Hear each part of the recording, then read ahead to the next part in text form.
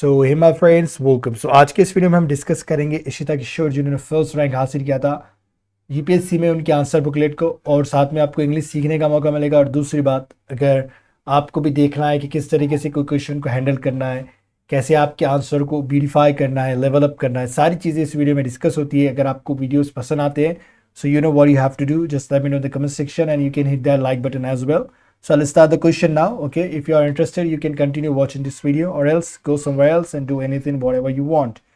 So I'll start the video now. Despite the constitutional division of powers, center-state disputes have been perennial feature of Indian democracy. Discuss with examples. Okay, so what do you have to say? What do you have to write here? Constitutional division मतलब power को बांट दिया गया constitutionally centre state के बारे में, centre state में।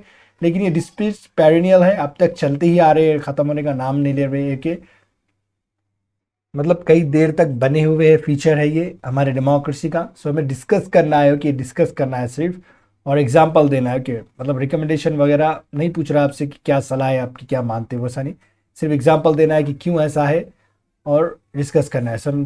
Okay, the federal nature of India is exhibited by article 1. India, that is Bharat, shall be a union of states. Okay, dispute. Okay, मतलब इतना हो गया। चलो, disputes between these units is common. So federal nature कैसा है हमारे India का, जो कई में लाया गया था आर्टिकल 1 में। इंडिया जो क्या बताता है कि यूनियन होगा, स्टेट, यूनियन ऑफ स्टेट्स होगा। डिस्प्यूट्स, अब इसमें क्या होगा, between these units is common. तो इसमें तो मतलब जहाँ पर दो बर्तन हैं वो बजने ही वाले, ऐसा कुछ बोलते हैं पहले वाले लोग। तो वैसे ही कि पावर मतलब अगर घर में 2 लोग हैं, 10 लोग हैं, तो झगड़े तो हो गई थोड़े बहुत। सो वही बात हो रही है यहाँ पे कि कमीशन लाइक सरकार है कमीशन, और मेकानिज्म टू एड्रेस दिस, किस तरीके से डिस्प्यूट्स को एड्रेस करने के लिए कहा गया है हमारे कॉन्स्टिट्यूशन में। तो जीएसटी काउंसिल है, जोनल काउंसिल्स है। ओके, आर्टिकल 263 के लिए इंटर स्टेट काउंसिल है। ओके, आर्टिकल 200 मतलब स्टेट, जब स्टेट में या स्टेट यूनियन में एक तरफ बहुत ज़्यादा स्टेट और यूनियन है, तो इस तरीके के जो डिस्प्यूट्स होते हैं, झगड़े फसाद होते हैं, ये 263 आर्टिकल के अंडर में डिस्प्यूट रिड्रेसल है, रिड्रेस किए जा सकते हैं। आर्टिकल 262 रिवर वाटर डिस्प्यूट्स, जो भी बॉर्डर से लगी हुई कि भाई तुम्हारा हमारे रिवर का पानी तुम्हारे पास जा रहा है, हम नहीं देंगे, इस तरीके से कुछ डिस्प्यूट्स होते हैं, right. Constitutional divisions of power, okay, like 7 schedule has not contain this has. तो अभी जो कॉन्स्टिट्यूशनल डिवीजन ऑफ पावर दिया गया है 7 शेड्यूल में, वो कोई मतलब पॉलिटिकल कंपटीशन के लिए नहीं दिया गया between union and regional parties. जैसे वेस्ट बंगाल का lack of cooperation in Teesta negotiation, कि आपको जो पावर दिया गया है ये पॉलिटिकल कंपटीशन नहीं है, आपको कोऑपरेट करते हुए सारी चीज़ों को मानना है। Okay, that is the thing. फिर देखिए टोपोग्राफी, टोपोग्राफी क्या है, हमारे जो बाउंड्री है वगैरह, जो लैंड है, लैंड फीचर्स वगैरह है, उसकी बात हो रही है। Creates disputes of river sharing, like example Godavari, but centre does not take stand. So कई ऐसे स्टेट्स हैं जहाँ पर दोनों स्टेट के बीच में पानी को लेकर, वाटर के, रिवर के वाटर को लेकर क्या है, डिस्प्यूट्स है, तो उस पर कोई स्टैंड, सेंटर उतना कोई स्ट्रिक्ट स्टैंड नहीं लेती है। और right for special category status, like for financial benefits, और स्पेशल कैटेगरी की स्टेटस में, जिस फाइनेंस कमीशन में बिहार की डिमांड है कि स्पेशल कैटेगरी स्टेटस मिले फाइनेंशियल बेनिफिट्स के लिए, राइट।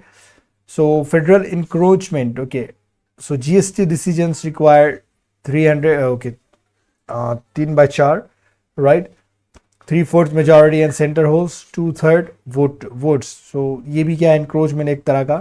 encroachment यानी एक तरह की मतलब encroachment अतिक्रमण, किसी के प्रॉपर्टी में घुस जाना, उसकी बात हो रही है। तो फेडरल encroachment भी होता है। तो GST डिसीजन का यहाँ पे एग्जाम्पल दिया गया है, राइट।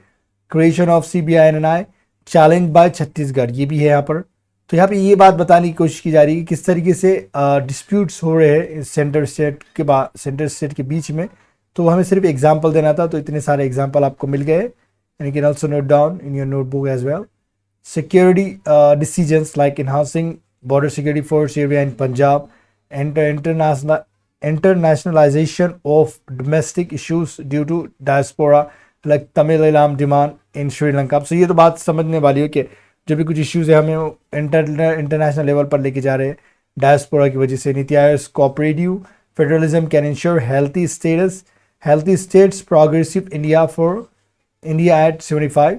सो जो नीति आयोग का कोऑपरेटिव फेडरलिज्म है, ये इंश्योर कर सकता है healthy states progressive India for. अब इसमें कोई ऐसी समझाने वाली बात तो है नहीं, क्योंकि हमें बहुत ज़्यादा पढ़ते हैं, फेडरलिज्म के बारे में. So I think you can understand as well.